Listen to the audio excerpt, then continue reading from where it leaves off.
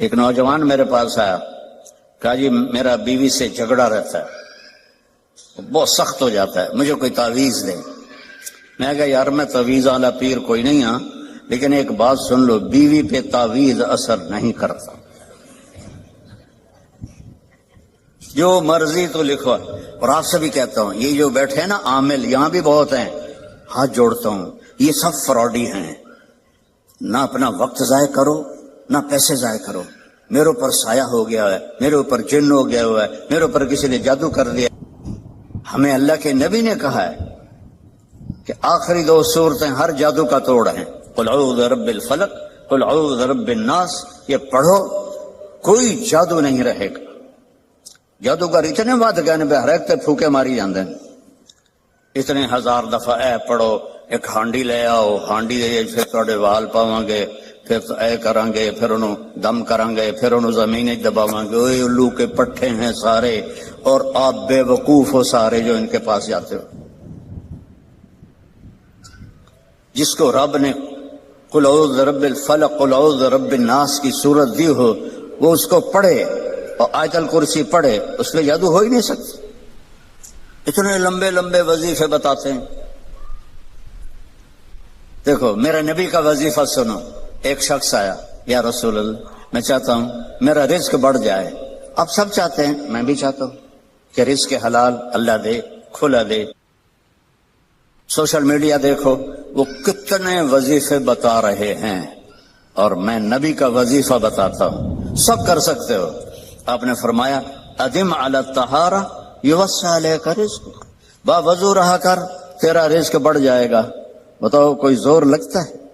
میں پچھلے 30 سال سے باوضو رہتا ہوں، جب سے میں نے یہ حدیث پڑھی، سوتا بھی وضو کے ساتھ، اور جب وضو میرا نہ ہو تو مجھے لگتا ہے کوئی چیز میرے اندر سے نکل گئی ہے، خالی خالی پن محسوس ہوتا ہے۔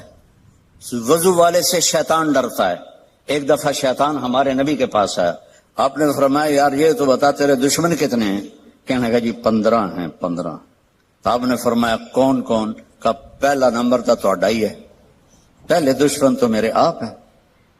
پھر اس نے کہا وہ مومن اور مومنہ جو باوضو رہتے ہیں وہ میرے بڑے دشمن ہیں، ان سے مجھے بڑا ڈر لگتا ہے۔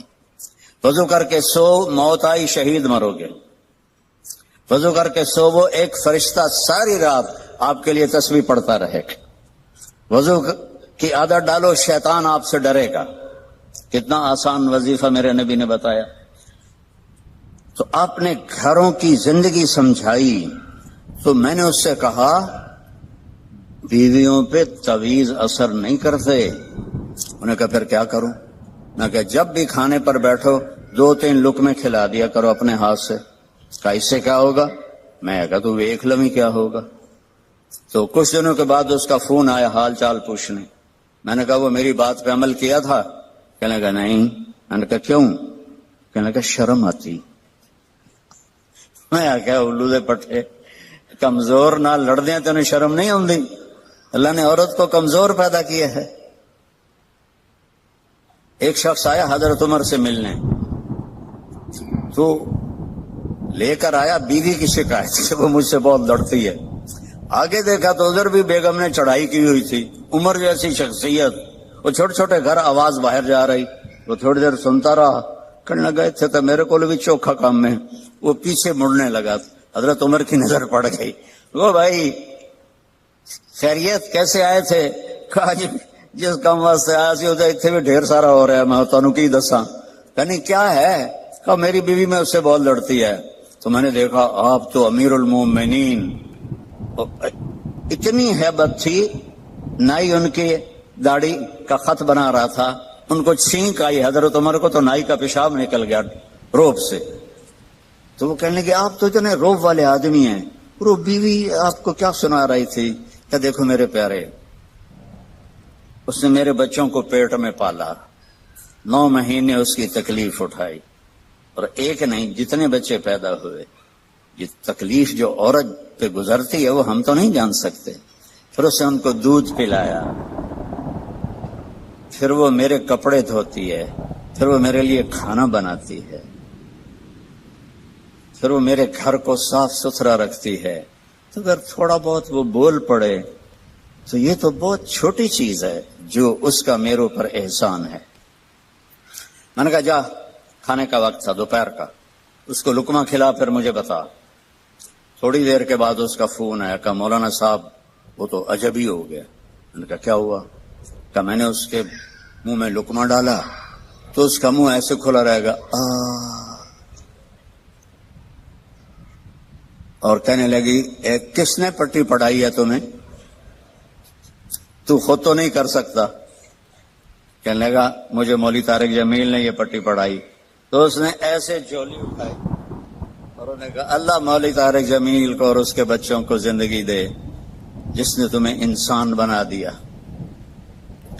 اچھا، ہمارے راجپوتوں کی ایک شاخ ہے رنگڑ، یہ بہت ہی کڑوے ہوتے ہیں، جیسے کریلا نہیں کڑوا ہوتا ایسے وہ بائی نیچر کڑوے ہوتے ہیں. تو ایک ہمارے دو جماعت میں میرے ساتھ وقت لگاتے رہے مسلسل. اچھا، میں یہ گھر کی زندگی بتاتا ہوں، عام طور پر علماء نہیں بتاتے، صرف عبادت پہ اٹک جاتے ہیں. تو میں نے ایک دن ان کو فون کیا، آگے ان کی بیگم نے اٹھایا. کون بول رہا ہے؟ رنگڑی میں. میں نے کہا طارق جمیل بول رہا ہوں. اچھا. میں نے کہا صدیق بھائی کدھر ہیں؟ باہر گیا ہے.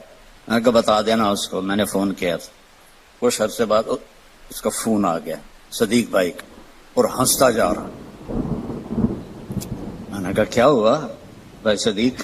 کب میں گھر آیا تو میری بیگم نے کہا کہ وہ تھارے مولوی کا فون آیا تھا. میں نے کہا کون سا؟ کب ہوئی جس نے تمہیں رنگڑ سے انسان بنا دیا. کہنے لگے میں نے کہا اللہ کی بندی میں پہلے انسان نہیں تھا؟ کہا نہیں. تو کیسے؟ کہتا ہے بتا ہماری شادی کو کتنے سال ہوئے؟ میں نے کہا 27 سال.